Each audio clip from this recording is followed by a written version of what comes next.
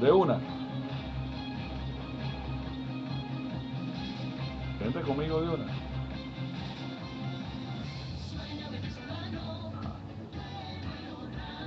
Eso me gusta, ¿eh?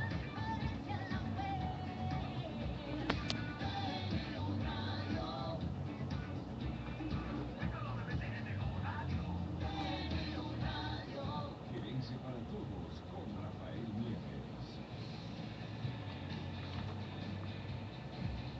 Seguimos en Gerencia para Todos, el primer programa de gerencia en Venezuela. Hoy conversando sobre energía y petróleo y por qué es tan importante para cualquier venezolano tener esta información. Por eso nos acompaña hoy el ingeniero químico con amplia experiencia nacional e internacional, PDVSA y muchas industrias internacionales han contado con la participación del ingeniero químico Héctor Peroso. Héctor, en el programa anterior quedamos pendientes con la información relativa a cuántos litros equivale un barril de petróleo, donde por cierto, por ahí alguien que dijo que nos tienen que devolver los barriles. Entonces, yo quisiera que Héctor nos aclarara ese punto, por favor, el tema de los barriles, porque hay gente por ahí que está pidiendo que nos devuelvan los barriles. Entonces, yo no sé si es que van a hacer un grupo de Steel Band con los barriles. No sé. Explícanos eso. Primero dinos, nadie supo respondernos, Héctor. Ahí a través del Twitter, @gerencia, todos dijeron un poco de disparate, que un barril de petróleo equivale a un litro de petróleo, que los barriles de petróleo los podemos ponerlos en las botellitas de agua. No, mira, vamos a ser serios. ¿A cuántos litros equivale un barril de petróleo? Y el tema ese del barril, que es tan famoso, que alguien supuestamente, no sé si eso es verdad, que dijo que nos devolvieran los barriles físicos, los barriles vacíos, porque era antiecológico. Sí. Mira, Rafael, vamos a echar un cuentico sobre la historia del barril. La historia del barril viene a principios del siglo pasado, en los primeros pozos petroleros en Pensilvania, en los Estados Unidos. Se utilizó unos barriles de madera que se utilizaban para otros fines, para pescado, para cebo de ganado, para aceite o grasas de ballena. Y cuando empezó la producción petrolera y empezó a utilizarse como fines de lámparas y para alumbrar los pueblos y las ciudades, se transportaban en esos barriles que, que eran para la utilización de otros productos. Era perfecto porque lo podían cargar dos personas y tenían las medidas exactas para ser transportados en los ferrocarriles de esa época. Recuerda que en esa época no existía la electricidad, no habían sistemas de bombeo, no habían sistemas de transporte por tuberías, Sí. Y de de almacenaje, oleoducto. no habían sistemas de Exactamente. almacenaje. Entonces se almacenaba realmente manualmente por estos señores, dos personas, y los cargaban en los ferrocarriles y de ahí los transportaban. Esos contenedores o esos digamos, barriles, eh, su medida era 42 galones, que equivalen a 159 litros. Con el tiempo quedó la medida, pero realmente es ficticia. Mucha gente inclusive piensa que los tambores que uno los ve donde venden aceite, no, que eso igual que un barril. No, un tambor tiene un poco más de 200 litros, tiene 205 litros. En cambio, un barril de petróleo, la medida es 159 litros. Y el tema ese que nos van a devolver los barriles. Héctor, por favor, acláralo, Este, porque es importante que los venezolanos y también las personas que nos oyen y nos ven en el mundo sepan eso. O sea, es importante. no, Es eso una convención. es una comisión, no se utiliza para nada los barriles, no se utiliza, eso se almacena y se utiliza en medida como litros, se utiliza en litros como el galón, pero nada que vamos a regresar. Claro. Entonces, repite, un barril de petróleo equivale a ¿cuántos litros? 159 litros. 159 litros. Eso es muy importante. Un venezolano tiene que saberlo. Todos salieron raspados. Entonces, este programa está estableciendo un hito. Un barril de petróleo equivale a 159 litros de petróleo. Que sería hasta recomendable que mundialmente se hablara del litro de petróleo. Sería Sí, hasta más fácil, sería más entendible. galón, sí. O galón, sería hasta más fácil. Yo me inclino más por el litro, porque es una medida, digamos, más universal, porque el galón no lo usan todos los países. Pero bueno, mientras eso ocurre, vamos a cerrar el tema de los precios petroleros, que nos quedamos en los años 70. Sí. Vamos a seguir con la evolución. Bien. Al final de los años 70 ocurre otro hecho en el Medio Oriente, que es la guerra Irán-Irak y digamos, la caída del Shah de Irán a finales de los años 70, estamos hablando del año 78, 79, y vuelve a haber un incremento abrupto de los precios de petróleo que pasan de unos 12, 13 dólares que existían de la última subida que hubo del Yom Kippur y saltan a 34, 35 dólares de barril. Esa fue la época, para que hagan memoria, del gobierno del señor o el doctor Luis Herrera Cambio. Entonces, toda la vida tiene una explicación de los precios, porque siempre hubo como una especie, diríamos, de bonanza, un poco... Pero algo exterior, ajeno a nosotros. Por supuesto. O sea, algo que ocurrió Por supuesto. en mercados mundiales. Porque también es importante que todos tengamos claro que esto es algo mundial. Porque a veces vemos las cosas muy locales. Y son cosas mundiales y del mercado. Oferta, demanda y hechos políticos, históricos, que afectan eso, mundiales. Correcto, Rafael. Y esos hechos ocurrieron en una época donde la OPEP tenía una preponderancia enorme en el mercado petrolero. Actualmente, así ocurra lo que ocurra, cualquier hecho geopolítico sí puede afectar los precios del petróleo y sí los afecta, pero no en esa Proporción. magnitud. Exactamente. ¿Por qué? O sea, que te digan que va a subir 3 veces, 4 veces el precio del petróleo porque haya un conflicto árabe-israelí en estos momentos. No, eso no va a ocurrir. Primero porque evidentemente hay digamos, la participación de la OPEP se ha disminuido de mucho más del 50% que era en esa época a un 33% que tenemos ahorita.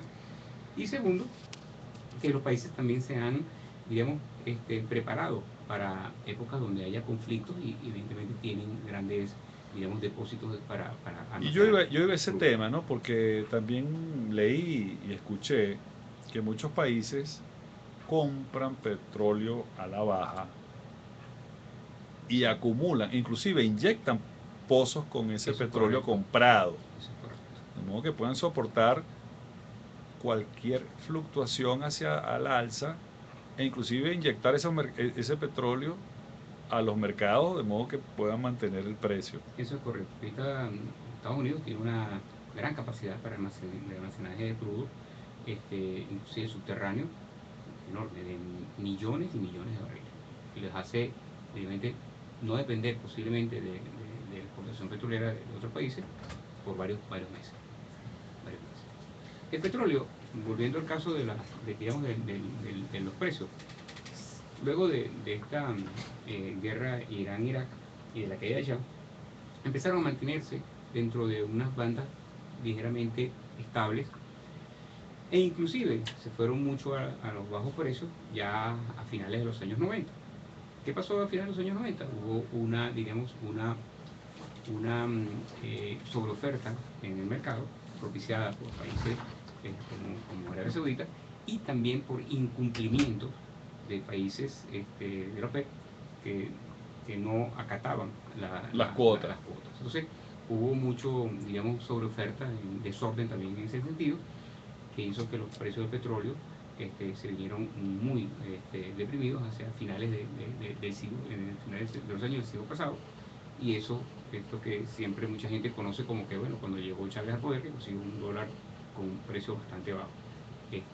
Y ya para principios de los años de este siglo, se hicieron entonces acuerdos en la OPEP, se fueron hacia las bandas, las famosas bandas, y empezaron a recuperarse los precios, no tanto por las bandas, ni tanto por digamos, digamos, la política de la OPEP, sino que empezaron realmente a surgir economías emergentes fuertes como China, como India, como países del sureste asiático, que pidieron, digamos, petróleo, digamos, y a cualquier precio lo pagaban, y empezó a aumentar el precio del petróleo, que vino aumentando paulatinamente durante todos los años de este siglo, hasta diríamos, su estabilización y su caída a finales del año pasado. Mira, hay una pregunta que puede ser hasta tonta. Quizás la podemos ver hasta tonta la pregunta. Y creo que hay países petroleros que lo practican, es decir, los famosos pasajes bíblicos, las siete Hermanas. las siete vacas, Sagradas. las 7 vacas flacas y las 7 vacas gordas. ¿Por qué algunos países petroleros están preparados para tener precios altos y también para tener precios bajos? Y en cualquiera de esos dos escenarios mantienen sus economías estables. ¿Por qué hay países petroleros, miembros de la OPEP, que practican eso? ¿Y por qué hay países petroleros de la OPEP, para circunscribirnos a la OPEP, que no practican eso? Y que cuando está a la subida, todo es una fiesta. Pero cuando baja, la cosa se transforma en una tragedia. Porque hay países como Arabia Saudita, Dubái, así que recuerde al vuelo, que no se ven afectados por esas circunstancias y mantienen su economía a ritmo constante, o países como Noruega. Correcto. Es decir, vámonos con esa reflexión por el programa de hoy.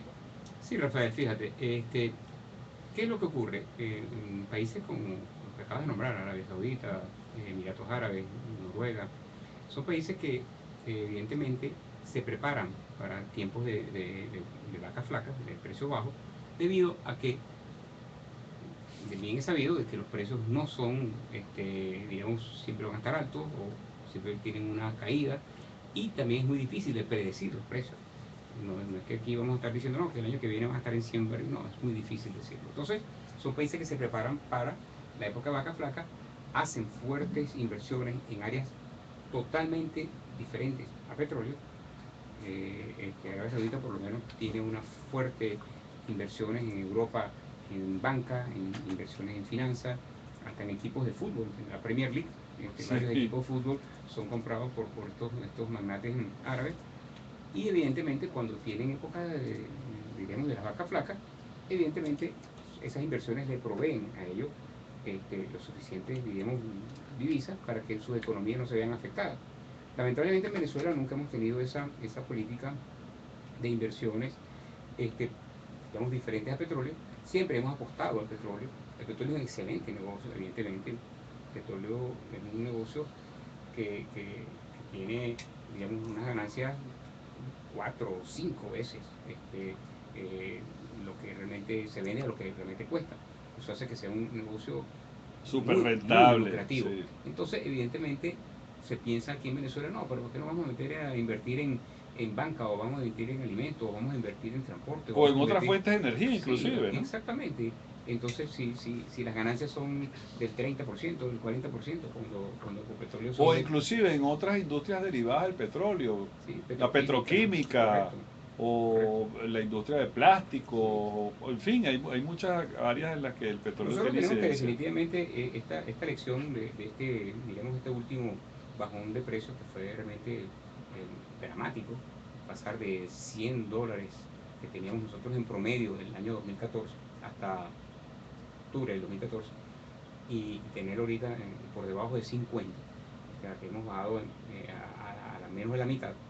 Pero no solo eso, sino que en moneda es bastante. O sea, uno baja en mitad, pero por cada barril estamos perdiendo $50. Entonces es algo Sí, realmente muy el notorio. impacto es El grande. impacto es muy grande.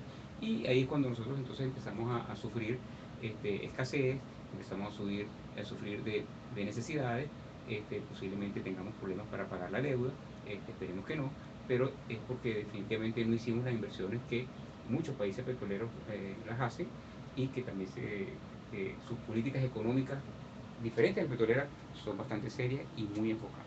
Bueno, muchísimas gracias a Héctor Peroso, experto petrolero, ingeniero químico con amplia experiencia en el mercado nacional e internacional petrolero, por acompañarnos aquí en Gerencia para Todos, el primer programa de gerencia en Venezuela, compartiendo información estratégica como esta del petróleo.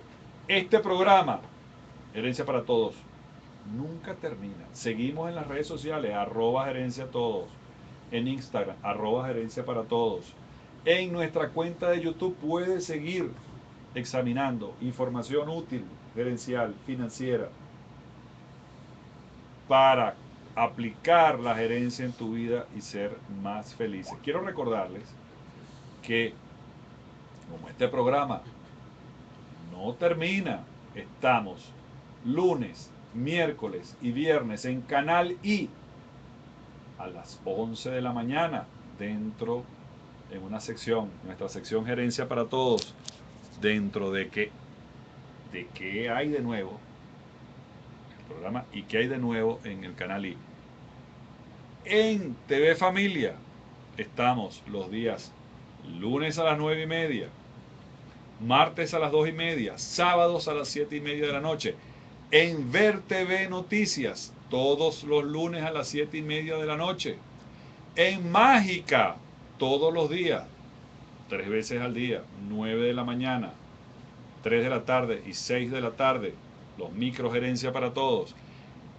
En Radio Capital, 8 de la mañana, 12 del mediodía y 5 de la tarde con nuestros microgerencia para todos.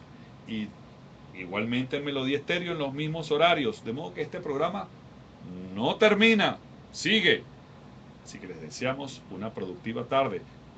Como siempre decimos, obra como la naturaleza. Haz lo necesario y hazlo bien. Hasta mañana aquí en teneoradio.com, La Diferencia en la web, a las 4 de la tarde, en vivo.